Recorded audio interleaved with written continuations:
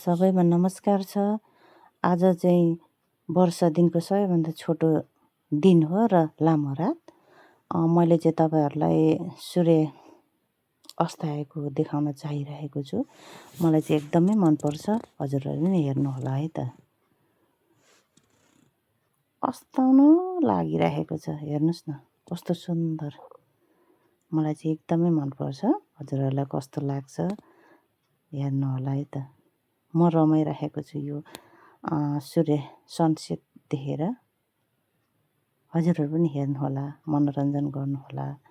आज चाहिँ सबैभन्दा छोटो दिन अनि लामो रात। हेर्नुहोला कस्तो राम्रो छ।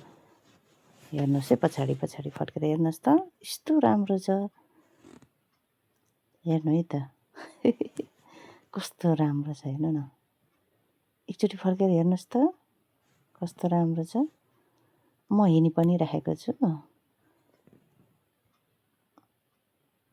कस्तो राम्रो छ क्या, हेर्नु न कस्तो सुन्दर।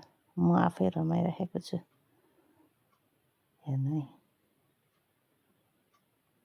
खुसी भएर हिँडी पनि राखेको छु म। अनि जाडो पनि छ क्या यहाँ, हाम्रोतिर चाहिँ अहिले जाडो पनि छ। त्यही भएर टोपी पनि लगाइराखेको छु, ज्याकेट पनि बाक्लो लाएर म हिँडिराखेको छु क्या। स्वाट स्वाट स्वाट बोली पनि राखेको छु, तर त्यहाँ चाहिँ सानो आवाज भएर चाहिँ मैले यता बाहिरबाट बोलिराखेको छु। बाँसघारी पनि छ हाम्रोमा। हाम्रो चाहिँ पहाड हो के, घर पहाड गाउँ, तर एकदम रमाइलो ठाउँ छ। गाउँ भए पनि एकदम रमाइलो ठाउँ छ। हेर्नु है कस्तो राम्रो छ। म आफै खुसी भइरहेको छु, हेर्नु है। मैले चाहिँ त्यसलाई सूर्यलाई चाहिँ हातले छुन खोजिरहेको छु क्या, तर भिडियोमा मात्रै। हेर्नु न कस्तो राम्रो छ, कस्तो राम्रो के, हेर्नु न। वाउ हेर्नुहोस् त।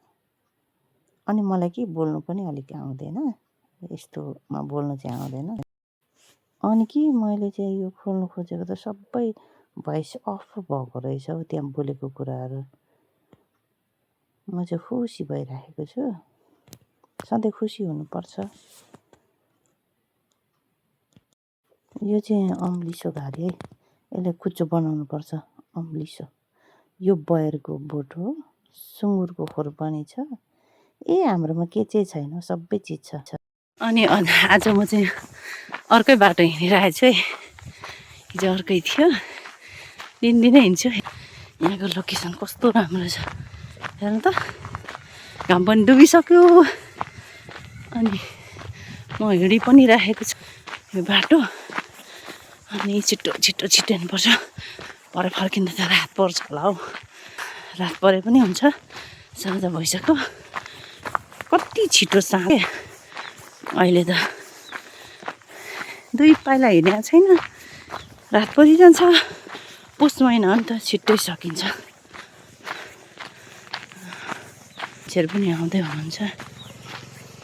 घाम चाहिँ यस्तो भइसक्यो, अघिको हेरेर अहिले यस्तो भइराखेको। घाम डुब्यो, अब छिट्टै रात पर्छ। अनि अनि अनि अनि अनि के बोल्नु त हौ, मलाई बोल्नु पनि आउँदैन। अनि म त यस्तो हिँडिरहेको छु, यस्तो बाटोमा हिँड्नु होइन, गोलिस्टर जुत्ता लगाएर हिँडिरहेको छु। को हुनुहुन्छ देखाउनु भएन होला होइन आफ्नो उसमा। बाँदर छ भन्दै हुनुहुन्छ हाम्रो भाइले। खोइ कहाँ छ त, म देख्दिनँ है। चल्दा नि चलेन। एकछिनपछि आउँछु। बाँदर भेट्यो है, छैन नि। बाँदर पर्खिराख्नु भएको छ हाम्रो भाइले। यो बाँदरहरू पनि जङ्गलभरि छ, के गर्नु यो बाँदरलाई पनि। अनि यो मलाई साह्रै मनपर्छ क्या। अनि बाँदर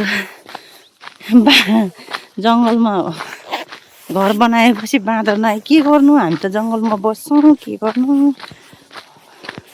धनकुटाको जङ्गलमा सहरमा भनौँ भने नि जङ्गलमा छौँ हामी यस्तो छ बाटो त्यहाँ परसम्म गएर आउँछु म बाँदर त यहाँ माथि पो जस्तो छ हौ यो कता हो नि कराइराखेको छ खोइ देखिँदैन बाँदरहरू त माथि माथि कराइराखेको छ देखिँदैन आवाज दिइराखेको छ बाँदरले कता हौ आवाज दिइराखेको छ यो बाटो विकास त भयो के गर्ने यी बाटोहरू बाटो त छ तर भिरै भिर हेर्नु न यो कस्तो भिड छ आउँदो हेऱ्यो डरलाग्दो भिडहरू हेर्नु यस्तो भिड छ कति राम्रो बाटो थियो नि त यो बारी थियो तर के गर्नु भिड भयो कस्तो पारा केटाकेटी ल ए कुदिराखेको छ सबै भिड भइसक्यो विकास त भयो के गर्नु होइन त्यो त यो तमर नदी देखिन्न तमर नदी भिड छ म पनि हिँडिरहेको छु साँझ पर्नु लागिसक्यो त घना जङ्गल छ डर पनि लाग्छ होला हौ एकछिन पछि फर्किँदाखेरि त म फर्किहाल्छु मान्छेहरू हिँडिरहेको छ नि केटाकेटीहरू कस्तो जङ्गल छ हेर्नुहोस् त जङ्गलमा हिँडिरहेको छु जङ्गलमा हिँड्नु पनि मजै लाग्छ कि तर एक्लै हुँदा चाहिँ अलिक डर लाग्दो रहेछ क्या एक्लै हुँदा चाहिँ डर लाग्छ कि कस्तो डर लाग्छ हेर्नु म त्यसम्म त जान्छु अनि फर्किहाल्छु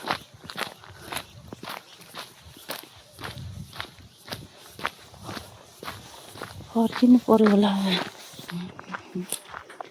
यो फुल हो यो चाहिँ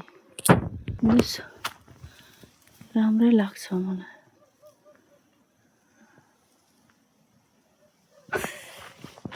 म फर्केँ रात पर्यो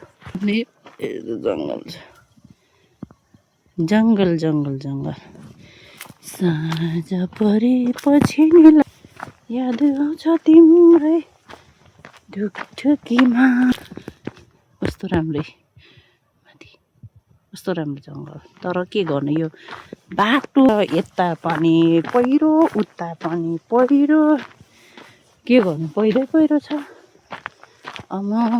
स्पिडले हिँडिरहेको छु है भने कि छिटो हिँड्नु पर्यो नि त रात परिसक्यो हिँड्नु त पर्यो होइन अनि ढेड खाएपछि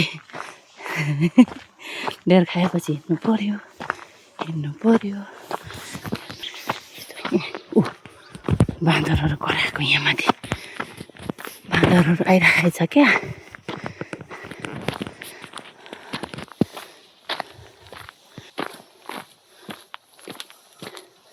हिँडिरहेको छु म बाँदर आइरहेको छ बाँदर